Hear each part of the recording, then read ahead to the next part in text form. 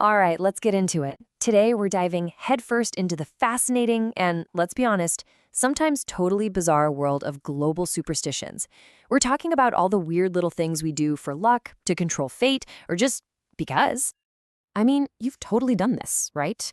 You see a ladder on the sidewalk, and for a split second, you think, nope, and walk around it. It's that little voice in your head going, why risk it? It's a feeling pretty much everyone on Earth can relate to. And this is where it gets really fun. It turns out that that feeling isn't just about ladders and black cats. Every single culture has its own giant list of don't do this or else rules. From tiny villages to massive cities, these beliefs are quietly shaping everyday life in ways you'd never imagine. So let's get into it. First up, let's just embrace the wonderful weirdness of it all. This section is all about a fundamental and, frankly, pretty funny truth about all of us. This quote just says it all. Let's face it, humans are gloriously irrational. Think about it. We are a species that can build supercomputers and edit genes, but we still get genuinely stressed out if we spill a little salt. And you know what? That's what makes us so interesting. So let's start with the basics, how people protect themselves from bad vibes. You can almost think of these superstitions as a kind of ancient emotional sunscreen for dealing with the anxieties of daily life. Okay, so a huge one you'll find all over the globe is the evil eye. The idea is actually pretty simple and kind of creepy. It's the belief that if someone is jealous of you, their envious stare can literally cause you harm. It's a really powerful and ancient fear. Now, what's so cool is seeing how different cultures came up with their own unique antivirus software to fight the same threat. In Turkey, for example, you see those beautiful blue glass eyes, the nazar boncugu, everywhere. But then you go to India and you'll see lemons and chilies hanging over doorways to do the same job. And in Greece, they might use garlic or even make a little symbolic spitting sound, ftu ftu ftu, to ward off the curse right after they give someone a compliment. And the logic behind these things is just fantastic. Take spilling salt in Italy. Back in the day, salt was super valuable, so spilling it was a big deal. Bad luck. So what's the fix? You grab a pinch of the spilled salt and you toss it over your left shoulder. Why? Because obviously that's where the devil likes to hang out, and you've just blinded him with salt. Problem solved. Even a simple chore like sweeping is just loaded with supernatural risks. In Italy, if you sweep over an unmarried person's feet, you've basically cursed them to never find a spouse. Meanwhile, in India, it's all about timing. If you sweep your house after sunset, you're literally pushing the goddess of wealth right out your door.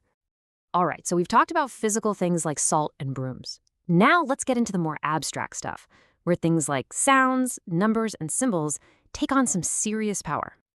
Whistling seems pretty harmless, right? Well, not so fast. In Japan, there's a belief that the barrier between our world and the spirit world gets super thin after dark.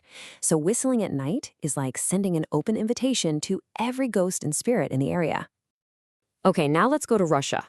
Whistling indoors there is a big no-no. It's not about ghosts. It's said that you'll whistle all your money away, or even curse your chances at finding love.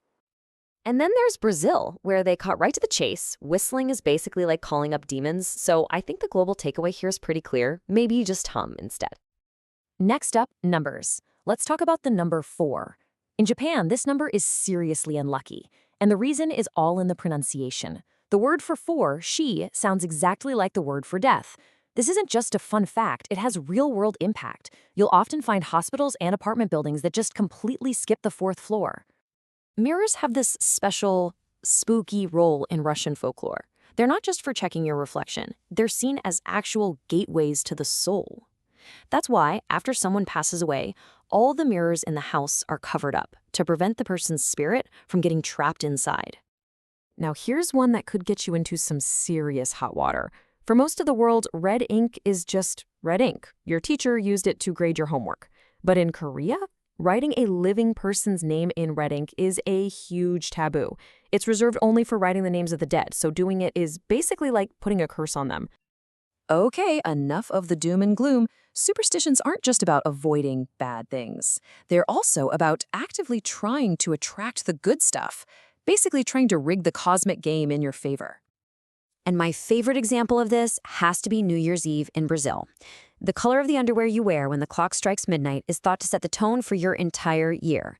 You want love? Wear red. Need more cash? Go for yellow. Hoping for a calm, peaceful year? White is the way to go. Over in Germany, the ultimate symbol of good luck is a pig. The phrase Schwein gehabt literally means had a pig, but it's common slang for got lucky. This goes all the way back to medieval times when owning a pig meant your family wasn't going to starve. Now you see little lucky pig charms everywhere. And nothing sums up how beautifully weird this all is better than the black cat debate. In most of North America, a black cat crossing your path is the classic sign of bad luck. But just hop across the Atlantic to the United Kingdom, and that exact same cat crossing your path is a sign of good luck. Same cat, totally different outcome depending on your GPS coordinates. So this all brings us to the biggest question of all. Why? Why do these beliefs stick around in our modern scientific world? Why do we all still knock on wood?